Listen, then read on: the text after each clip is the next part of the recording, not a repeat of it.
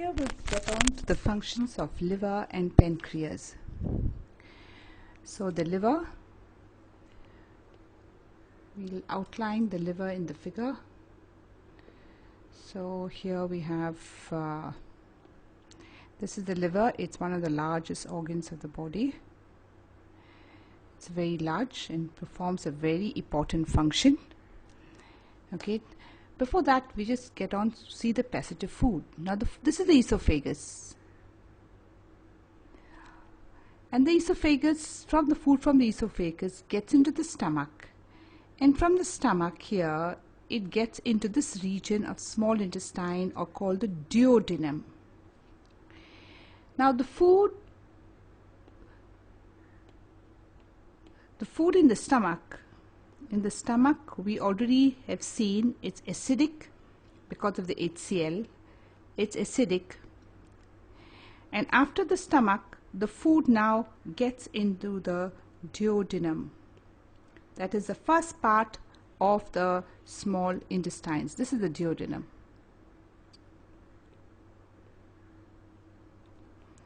From acidic, the food has to be made alkaline, so that the pancreatic juices can act. Now, from acidic to alkaline, it is the bile that makes the food acidic to alkaline. So one function of the liver is to produce bile, and this bile converts the acidic food to alkaline.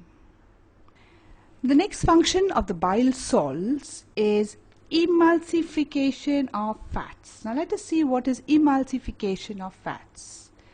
So we have this large fat globules here, okay, and this large fat globules have to be made into smaller globules, so that this increases the surface area, and this is called emulsification.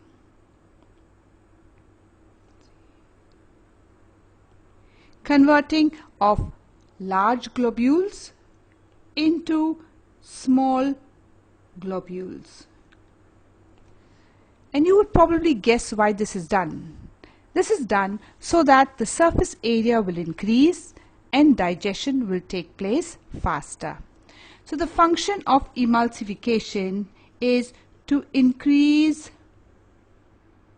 surface area for faster digestion.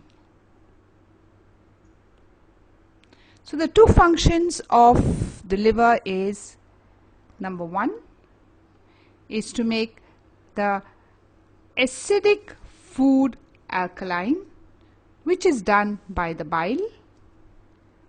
That is function 1.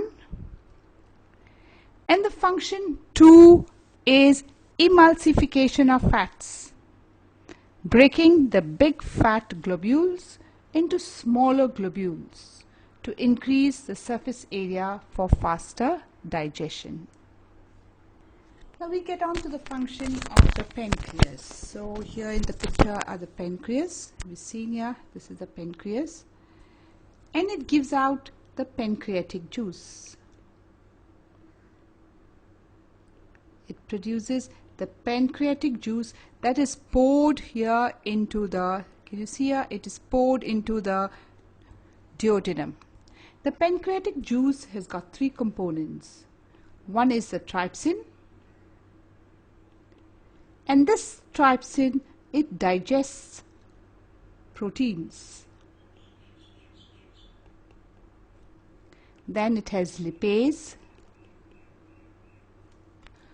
which digests or breaks up emulsified fats.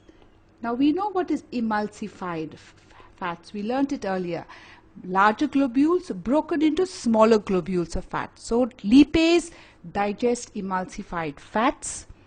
And the last is we also have other enzymes, which I will not mention for now, is it's not given in the NCRT. Okay, my lesson is all based exactly on the NCRT.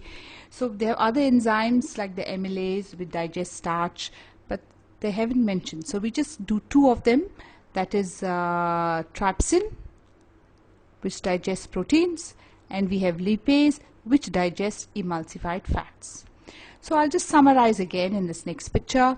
So here you have seen we have the liver. Here is the liver. It produces the bile, and the bile is all concentrated in this gallbladder. It gets collected in this gallbladder, and from the gallbladder it then travels into the duodenum here. And we know the function of bile: emulsification of fats and making the medium alkaline, the food alkaline. And then next we have the pancreas. Here are the pancreas, and the pancreas produce the pancreatic juice, and this pancreatic juice here, you see, it's again poured into the duodenum. And the functions of the pancreatic juice we've also studied. It produces trypsin, which digests proteins, and lipase, which digest fats.